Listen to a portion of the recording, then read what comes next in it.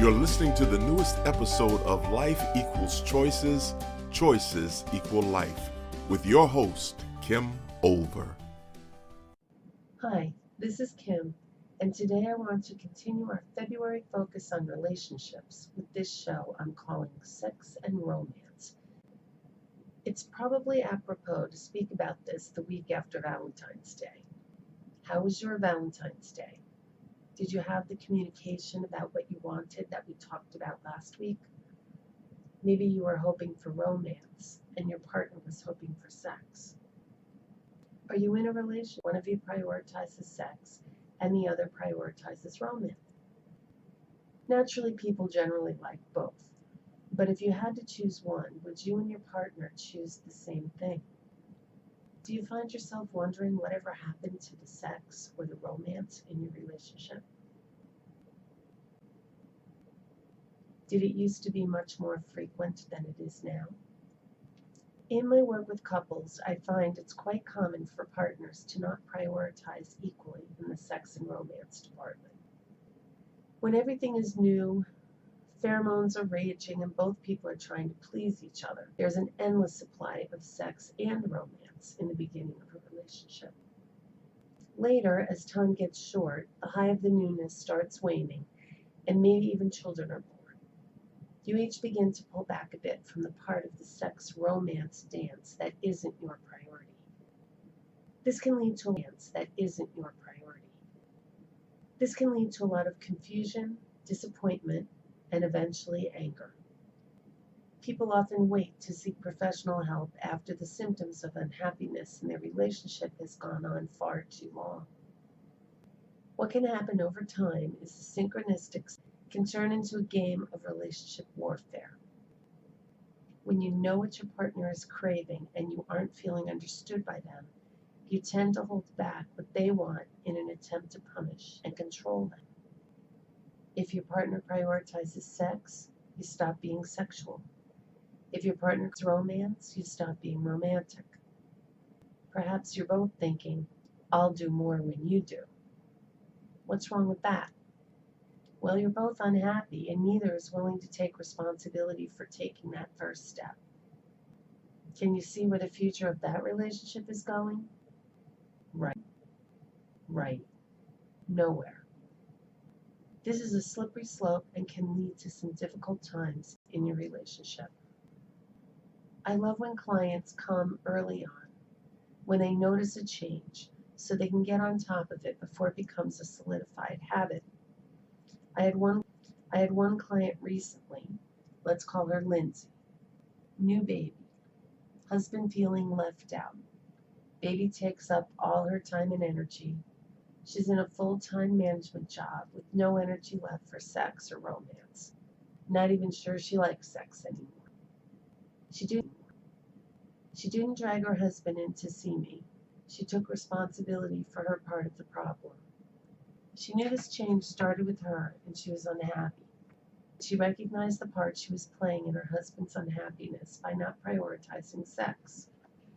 She knew if she was unhappy and at least a part of the appointment with me. I'll tell you more about what happened with Lindsay in a bit. I'm a firm believer in taking the responsibility for your part in the relationship challenge. When you're unhappy about something, it's your job to fix it, not your partner's. Yes, of course you can ask for what you want. If your partner gives it to you, great, problem solved. Most often though, your partner is doing whatever he or she is doing because it works for him or her, and they aren't likely to change just because you ask. Then it's your responsibility to do or think something different that leads you to greater happiness. Couples in this situation make their best attempt to fix things by using what they were taught to engage in as children. Some version of the golden rule. Do unto others as you would have them do unto you. However, the golden rule is not the best thing to apply in this situation. You need to begin using Tony Alessandro's platinum rule.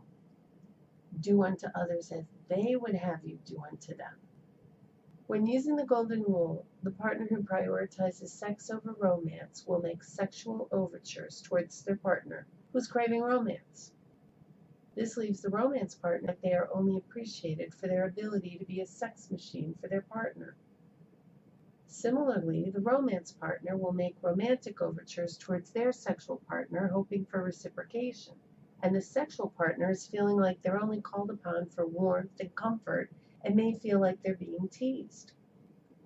Both of you are communicating the message for what you want, but your partner is misunderstanding your intentions.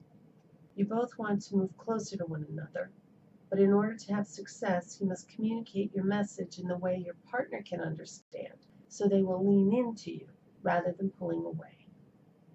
Speaking to Lindsay, we talked about how she seemed to have lost her interest in sex, but is very willing to touch her partner's hand or arm or snuggle up to him on the couch. After asking her some questions, she became able to imagine what things might be like for him.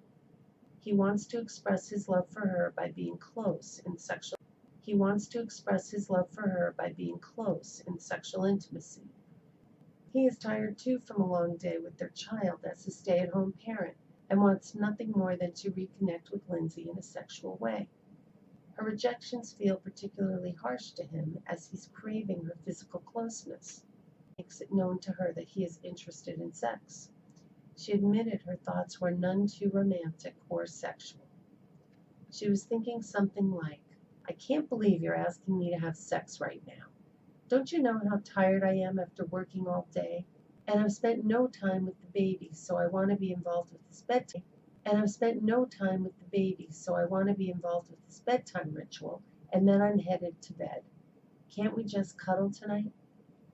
Some nights her husband did cuddle, and others he stayed downstairs, waiting to go to bed until she was already fast asleep. This is a dangerous path. Instead of thinking those mean, uncomplimentary thoughts about how all he ever thinks about is sex, she instead imagined what the day must have been like for him and how sex would be a great way to reconnect with him. She also thought about how long it's been since they had time together that wasn't rushed with, will you just hurry up and finish thoughts.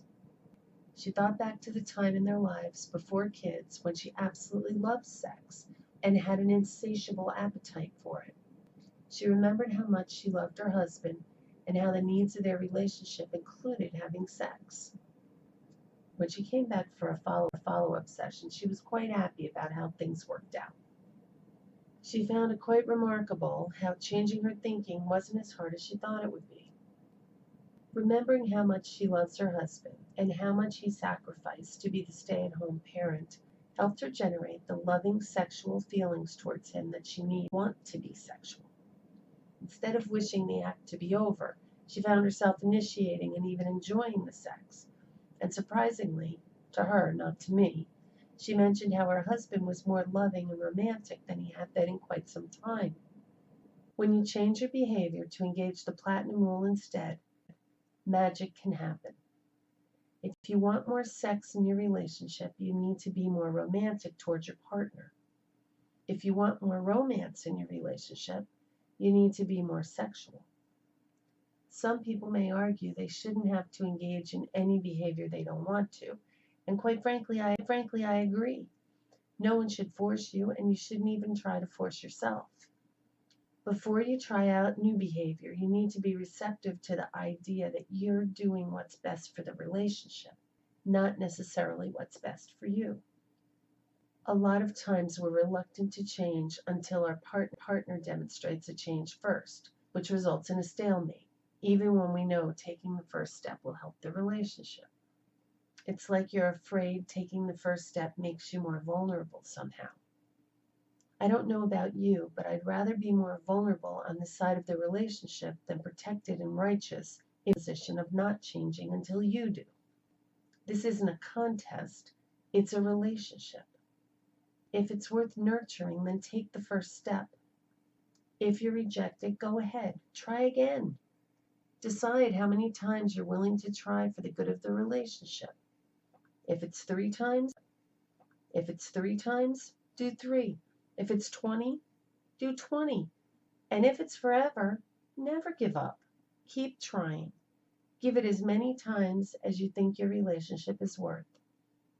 It may seem counterintuitive to apply the platinum rule, but when you do, neither needs over your own, you're actually prioritizing the needs of your relationship, which trumps both of your individual needs and desires.